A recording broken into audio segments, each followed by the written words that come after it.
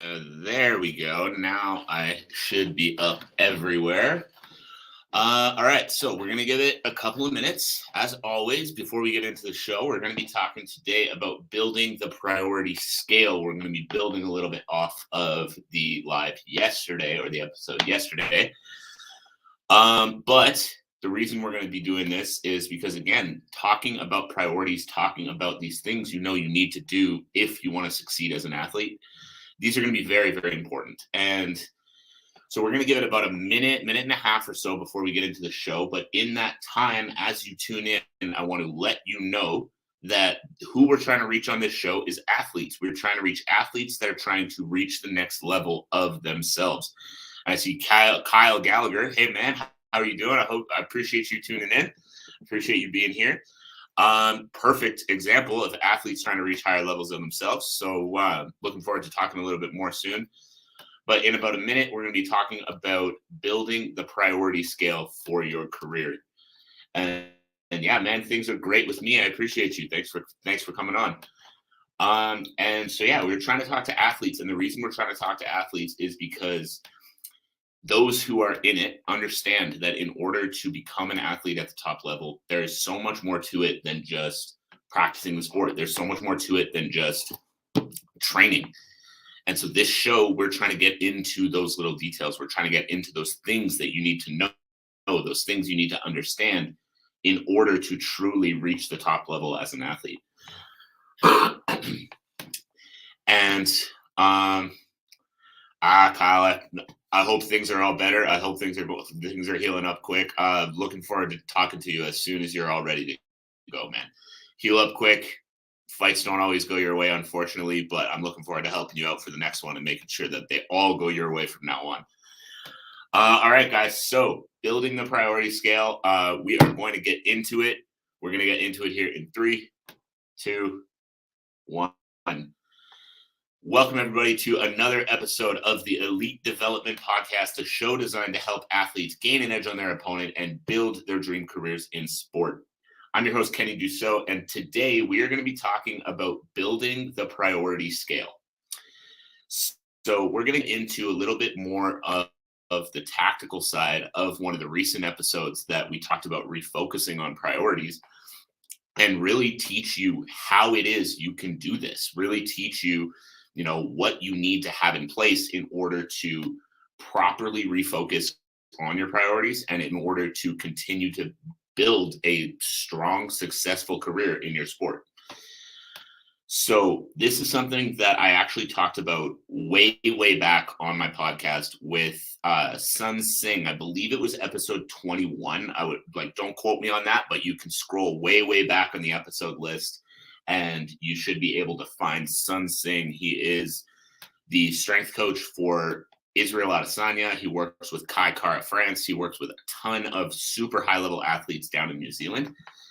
And in our episode, I asked him, what is the difference between the good and the great? What is the difference between those athletes that, compete for a while, have a decent career, whatever, and those athletes that reach the heights that Israel Adesanya has reach the heights that, the Kai Kara Frances of the world have reached?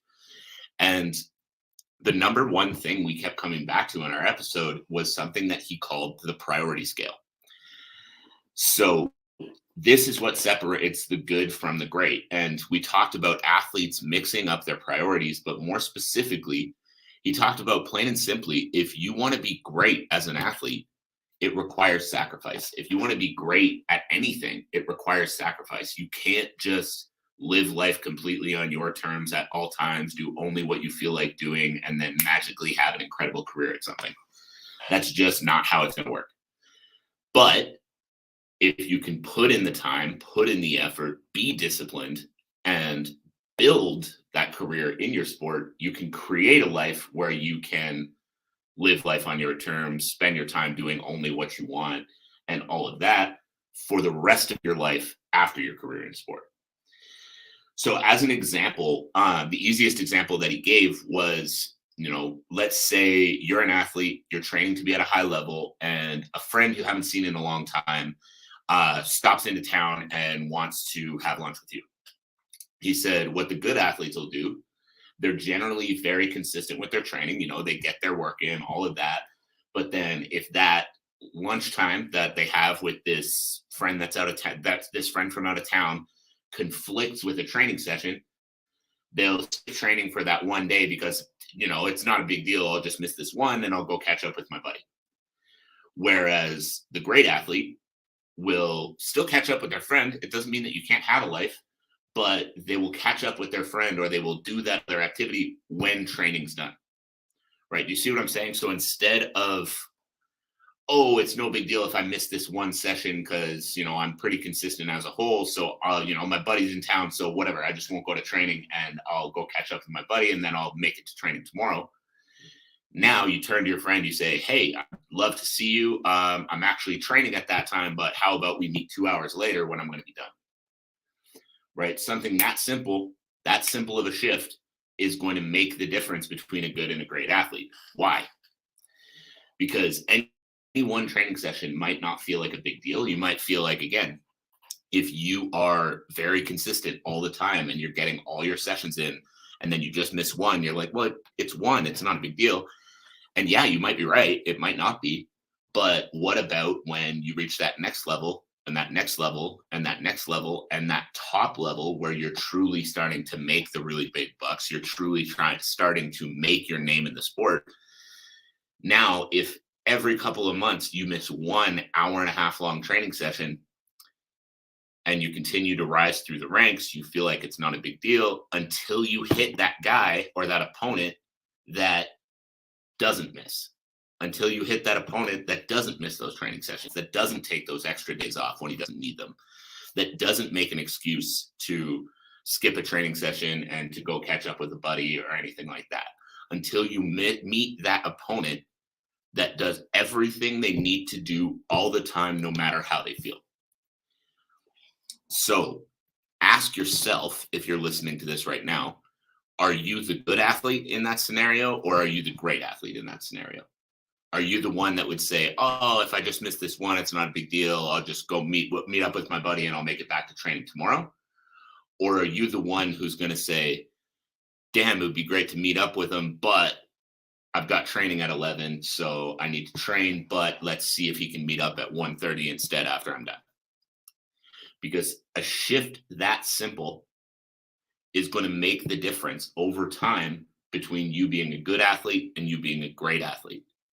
Now, any one training session, like I mentioned, might not feel like a big deal, but think about it this way instead. What if that training session was the difference between you becoming a world champion and you being a top 10 contender? What if that training session was the difference between you being a top 10 contender and you being someone who never really made their name? What if that training session was the difference between you becoming a pro and winning and actually making money in your sport versus you not making it as a pro, you not making money in your sport, and you having to go quit and work some 9 to 5? See how that shift in mentality makes the difference. See how that shift in mentality of, I'm going to just skip this one because it's not a big deal, versus I have work to do. That needs to be done. Once that work is done, I can go do something else. See how that shift might not seem like a big deal at the time, but over time becomes a bigger and bigger deal as time goes on. Now, again, I want to reinforce the fact that I'm not sitting here telling you that if you want to be a great athlete, you're never allowed to have a life. I'm not sitting here telling you that if you want to be a great athlete, you're not allowed to go see your buddy that's been out of town for the last couple of years and, go catch up with them. I'm not sitting here telling you that you're not allowed to do anything outside of your sport if you want to be successful. What I am sitting here telling you, and what I do want to reinforce, is the priorities.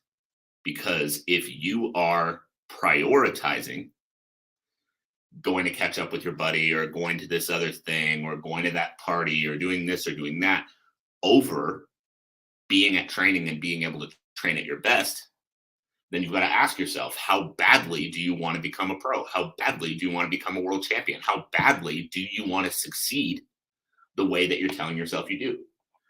Because yeah, going to parties is fun. We can't deny that. It's an enjoyable thing that people like to do.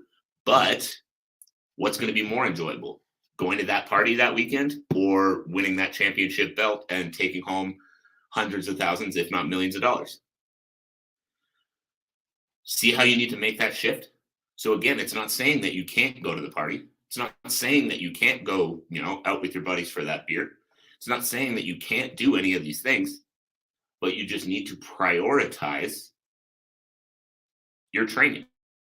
You need to prioritize the things you know you need to do in order to be successful. So now instead of going to that party, staying out till 3 a.m, having 15 beers, and then dragging your hungover ass to training the next day to try to get through it, now go to that party, have a beer, leave by 11, get a good night's sleep, wake up, and feel good to train the next day. You still went out, you still had a little bit of the fun, but you didn't sacrifice your training session the next day. You didn't sacrifice the quality of that session the next day. Because that's another thing to touch on. There's a difference between showing up and getting something out of it.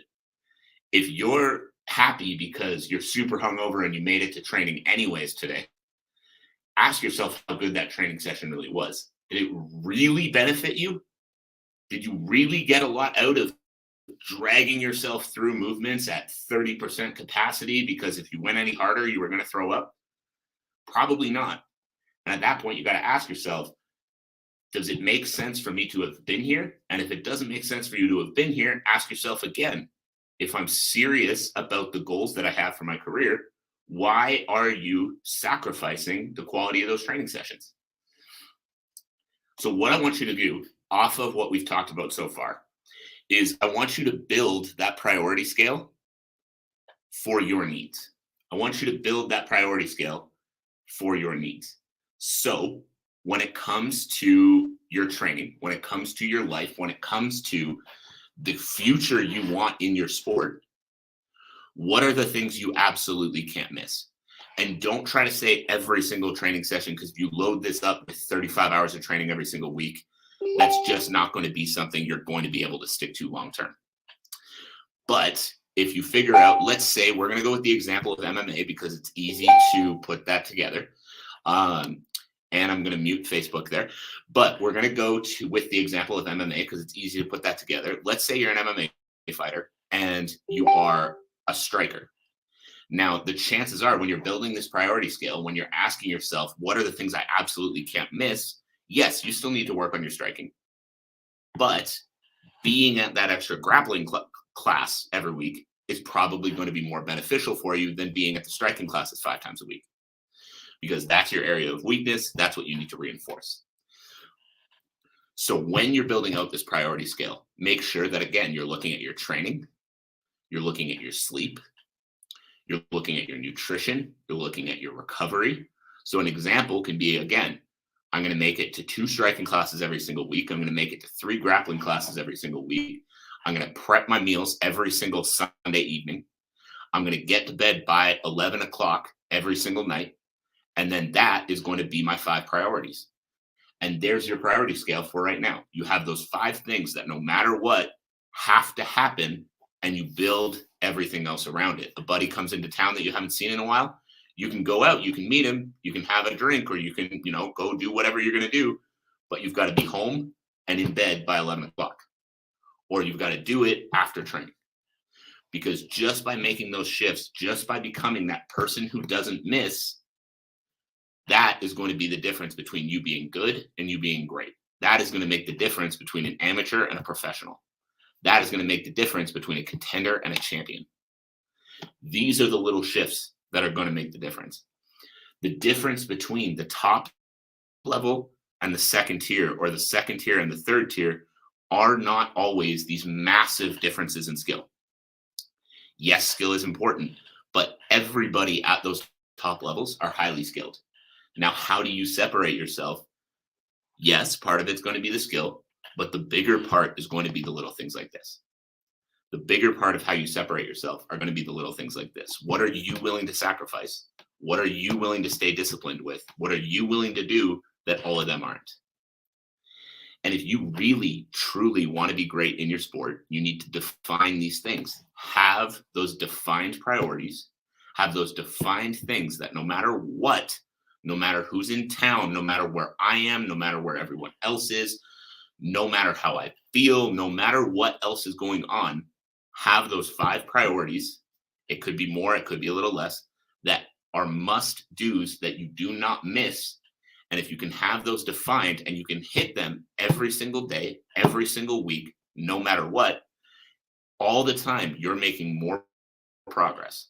All the time that you're making more progress, you're moving past those potential opponents that you're going to meet down the road.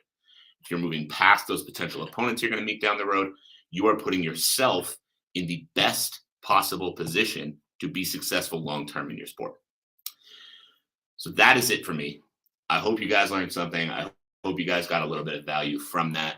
On that note as well, if you are new to the podcast, make sure to subscribe. You can do that on Apple Podcasts, Spotify, any of the major podcast platforms. Share the show with a teammate, share the show with a friend, share the show with somebody who's going to need to hear this message. But actually, right before we wrap it up, I just got a question and we're going to go through that as well. Do you think you should turn pro at a young age to maximize the time in the sport and by chance to get more exposure for being a younger fighter, or wait until you're in your prime, 26 to 29, and turn pro around then to maximize fighting potential?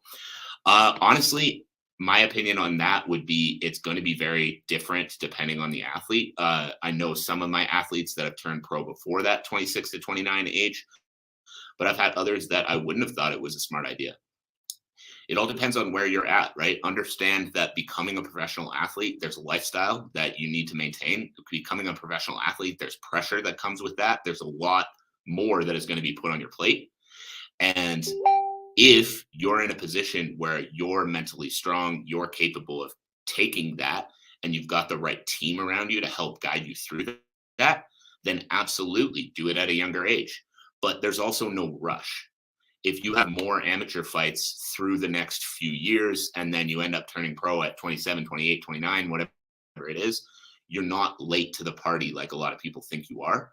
You need to do it at the right time for you, right? So make sure you have the right team in place. Make sure you have the right training, the right nutrition, all of these things locked in and dialed in so that as the stresses of being a pro athlete start to manifest themselves, you're ready for it when it comes. And if you're ready for it when it comes, then you can succeed when you turn pro. But if you do it too soon and you're not ready for those pressures that are going to come with being a pro, then it's a mistake, right? So there's no age, in my opinion. It's just making sure you have all those pieces of the puzzle in place. I hope that makes sense. All right, everybody. Now that is it. That is all. I hope you guys took something away from this. And like I said before, share the show around with a teammate, with a friend, with anybody who you feel needs to hear this message. The goal of this show is to help athletes with those little things outside of the sport that they need to be doing in order to be successful. And then I hope you guys all enjoyed the show, and I hope you have a fantastic rest of your day. We'll talk to you again very soon.